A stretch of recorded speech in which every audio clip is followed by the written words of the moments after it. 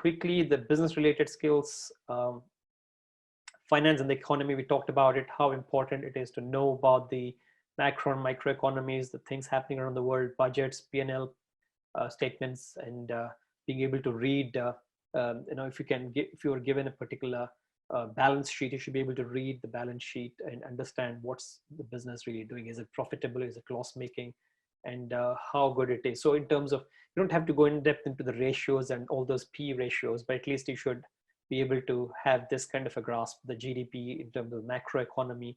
You're talking about the countries, the overall productivities and things like that, that should really help.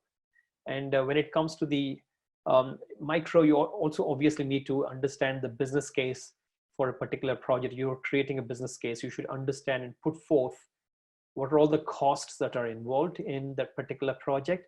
And then you should also evaluate the potential benefits that that particular project would give back to the organization. So the cost benefit analysis.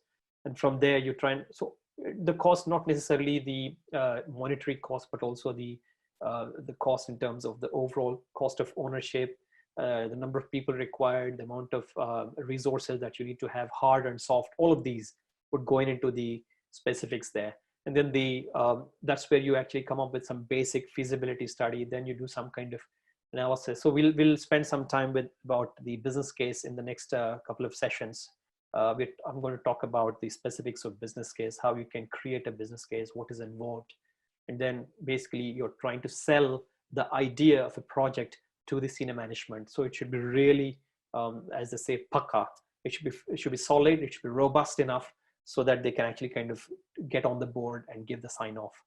And the most important thing is that it's not just about the delivery of a business case. It's about, so that is the kind of engine for your project, which most of the development team would not see. But we as BAs, we have the ability to actually work on the pre-sales and the creation of the business case much, much earlier than even the project team is formed. And from there, all the way through to the development of the project, then the project is delivered.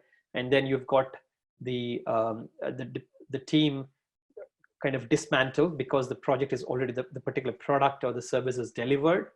And then the whole project team could be kind of dismantled because it's all done and dusted. Not really. In fact, that's when the start of the benefits can, in terms of the accrual of all the benefits, whether internally or externally, whether it is to enhance the customer satisfaction or whether it is to increase the revenues or saving the costs, cutting the costs, whatever the objective of the project is.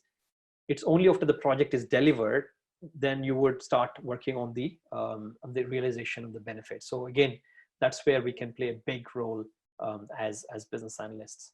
And then the domain knowledge, needless to say, we discussed this already, and Priya did touch upon the importance of subject matter expertise and the domain knowledge, very, very important again.